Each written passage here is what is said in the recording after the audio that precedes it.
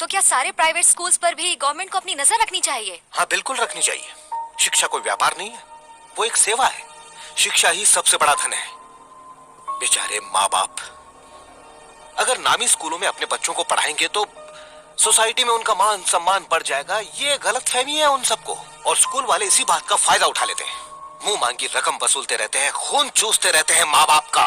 Education अब कोई सेवा नहीं है, रेस हो गई है। अब फीस कलेक्शन की रेस लगी है, इमारतें खड़ी करने की रेस लगी हुई है। ये सब चीजें दिखाकर ही मासूम लोगों को बेवकूफ बनाया जाता है। पता नहीं ये रेस आखिर कहाँ जाकर खत्म होगी।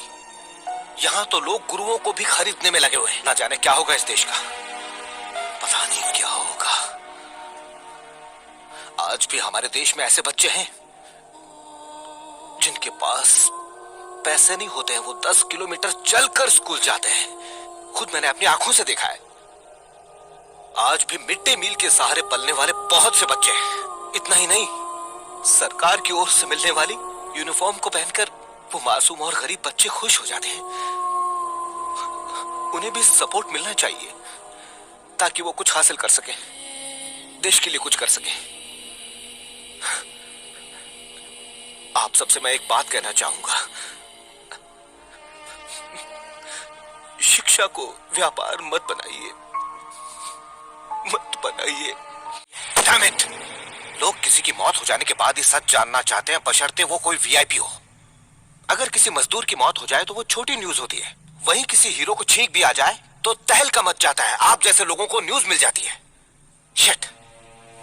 समाज में गरीब इंसान की कोई कीमत नहीं है। इसी स्कूल में 2 साल पहले एक छोटी सी बच्ची स्विमिंग पूल में मर गई। इसकी तो आपको खबर ही नहीं होगी। अगर उसी हादसे की खबर किसी बड़े न्यूज़पेपर में हेडलाइन बनकर आप सबके सामने आई होती तो आज मैं आपके सामने इस तरह मुजरिम बनकर खड़ा नहीं होता। मेरी बेटी दिव्या